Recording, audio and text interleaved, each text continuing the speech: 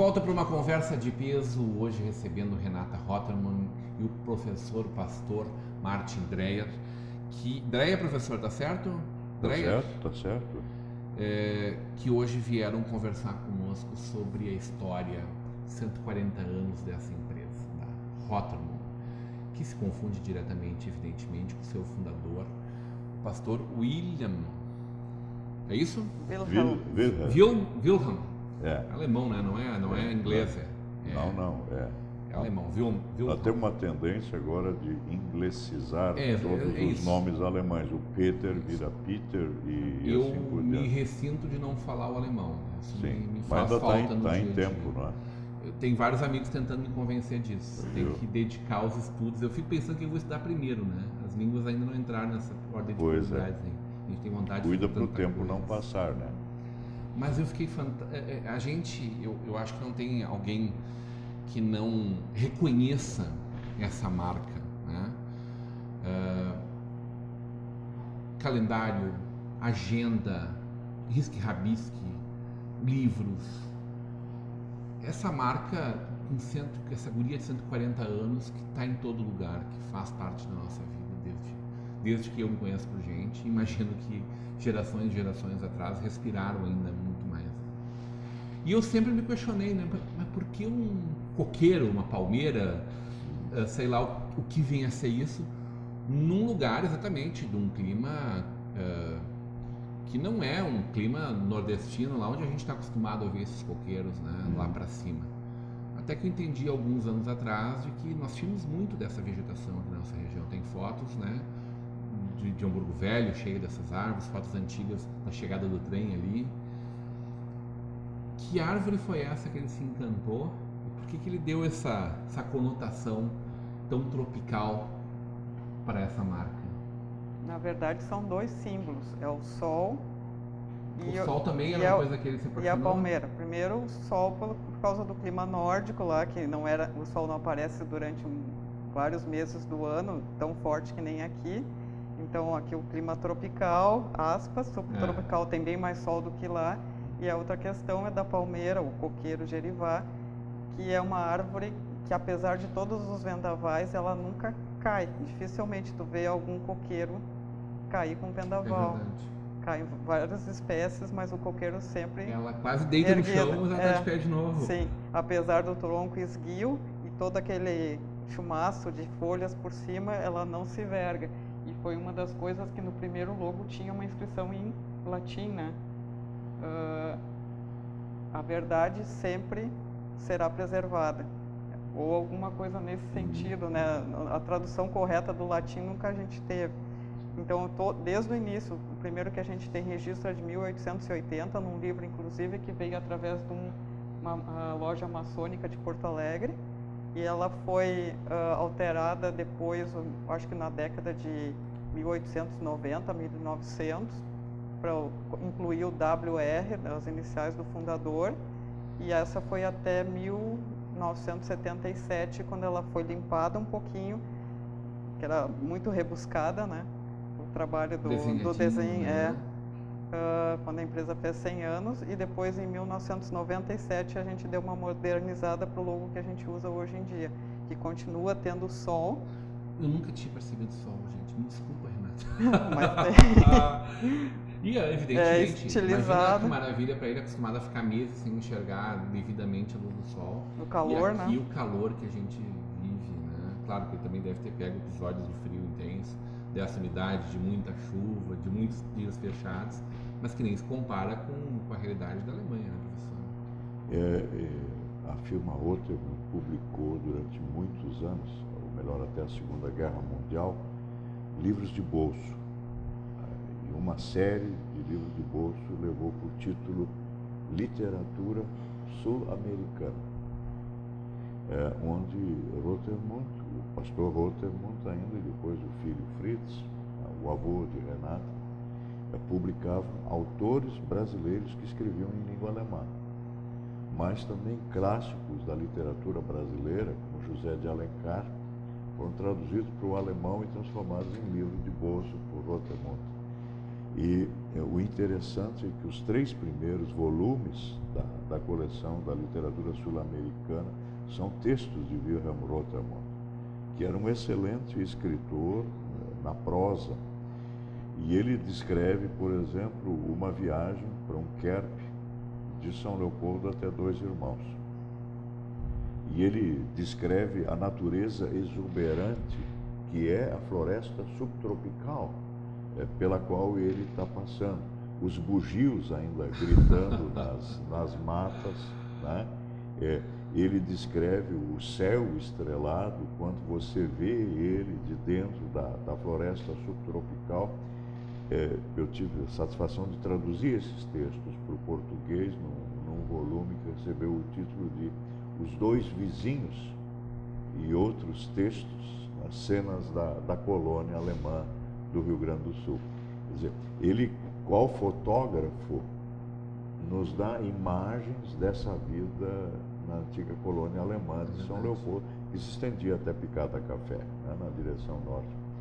Então, esses elementos estão presentes, mas já no diário do qual nós falávamos antes do intervalo, né, esse legado impressionante como escritor de um Rio Grande do Sul que não existe mais, mas que você pode recompor a partir dos textos que...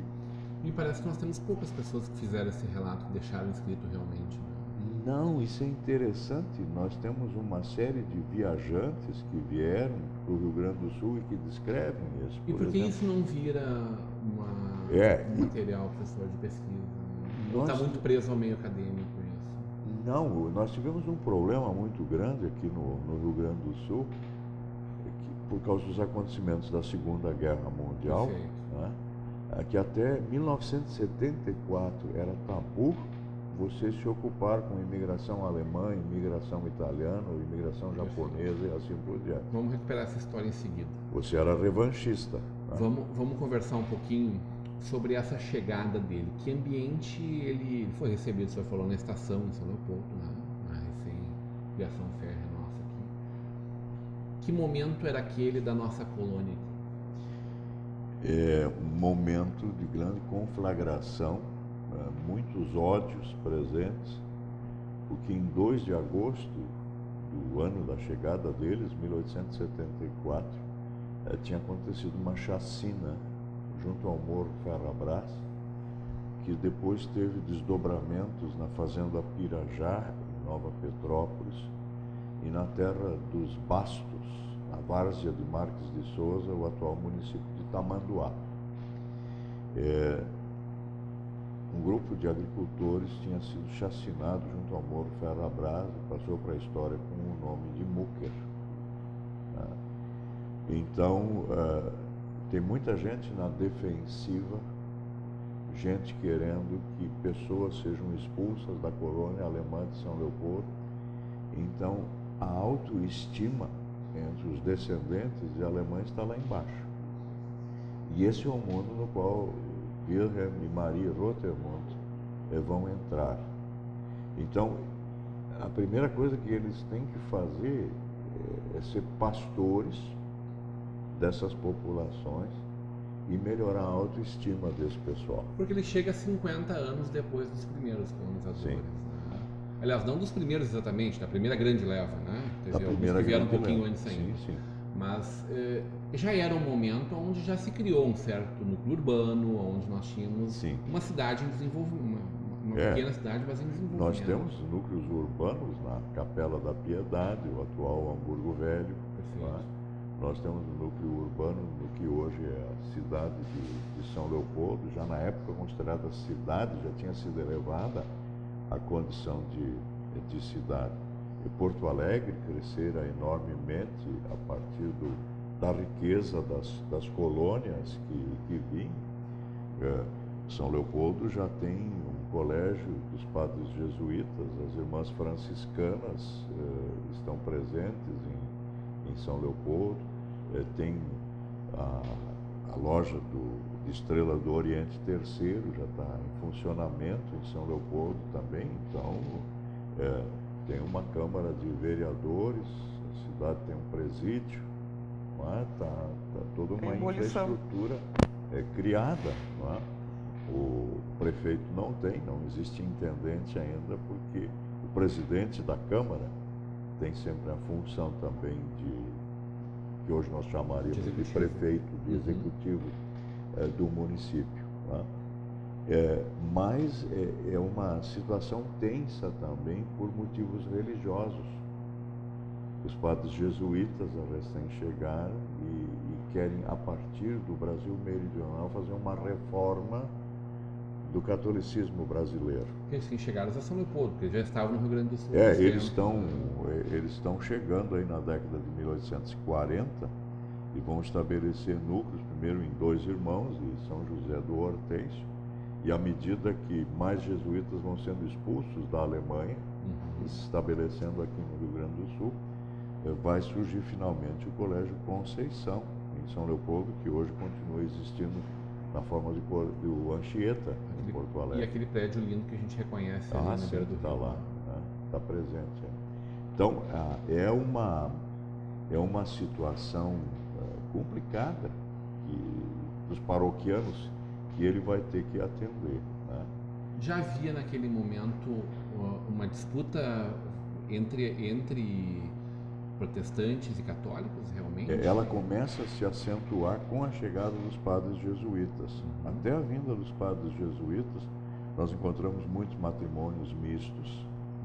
E o padre jesuíta, ele vai... Que não era legalizado no Brasil, ele tinha que ser reconhecido pela Igreja Católica para ser validado. O matrimônio? Sim. Quer dizer, você está numa situação em que o Estado está bastante ausente. Em 1824, eu lembro, a população total do Rio Grande do Sul era de 80 mil habitantes. Perfeito. O Estado todo, não só as coisas aconteciam, eram proibidas, mas aconteciam a revelia do Estado. Elas aconteciam, a revelia do Estado. Não tinha padres em quantidade suficiente, pastores que estavam aqui, podiam ser registrados junto ao governo provincial, então podiam atuar como pastores. Mas a partir da vinda dos padres jesuítas se vai cuidar para que não aconteçam matrimônios mistos, ou quando acontecem matrimônios mistos, que eles sejam de fato realizados segundo as constituições primeiras do Arcebispado da Bahia, que é um documento do século XVIII, que esses matrimônios têm que acontecer na presença de um sacerdote católico e que os filhos dessa união têm que necessariamente ser educados dentro da fé católica. E aí começam a haver estranhamentos. Também a partir do laicato, o pessoal até agora convivia pacificamente, também em termos religiosos, e agora começam a haver acirramentos. Né? Dá problema em baile, por exemplo. A menina católica não pode dançar mais que uma marca com o rapaz luterano. Né? E vice-versa também, né? Porque o pessoal está controlando a coisa. Quer dizer, são coisas... várias pessoas da comunidade protestante que são cooptadas pelo catolicismo? Sim. Digamos, os jesuítas que estão vindo aqui formam uma intelectualidade impressionante. São cientistas. Até hoje, né? Sim, mas também no século XVIII, muitos deixaram obras impressionantes, né, sobre a história do Rio Grande do Sul, da história das missões, ou na área da botânica e assim por diante. Mas eles vêm com a incumbência de realizar a contra-reforma aqui. Que seria não só de reformar o catolicismo brasileiro, mas converter populações dissidentes ao catolicismo. E as elites de São Leopoldo, na falta de colégios para os seus filhos, vão encaminhar os seus filhos para os jesuítas. E lá vão acontecer diversas conversões. Né? Temos exemplos bem icônicos disso. Lindolfo Böckel Collor, por exemplo, nosso primeiro-ministro do Trabalho, né? Avô do depois presidente Collor, Fernando Collor, foi batizado luterano, pertencia à família luterana, mas em consequência do estudo no Colégio Conceição vai se converter. O senhor falou de um padre também. Como? O senhor falou de um padre também. Ah, sim, se a gente pensa na família Landel, não é? Que foi um grande inventor aí, né? É, inventor do telefone, o padre Landel de Moura, a família originalmente luterana e depois vai ter um filho sacerdote. Quero saber um pouco mais do legado do pastor Rotherman, da criação da Igreja do Relógio, que é uma obra enquanto ele era pastor da igreja, da criação da escola, do Instituto da Escola Rio Branco, e dessa gráfica, né? Da Rotherman. Mas isso nós vamos fazer um segundo programa especial com a Renata Rotherman e com o pastor e professor Martin Dreyer. A gente volta amanhã com a sequência dessa nossa conversa de hoje.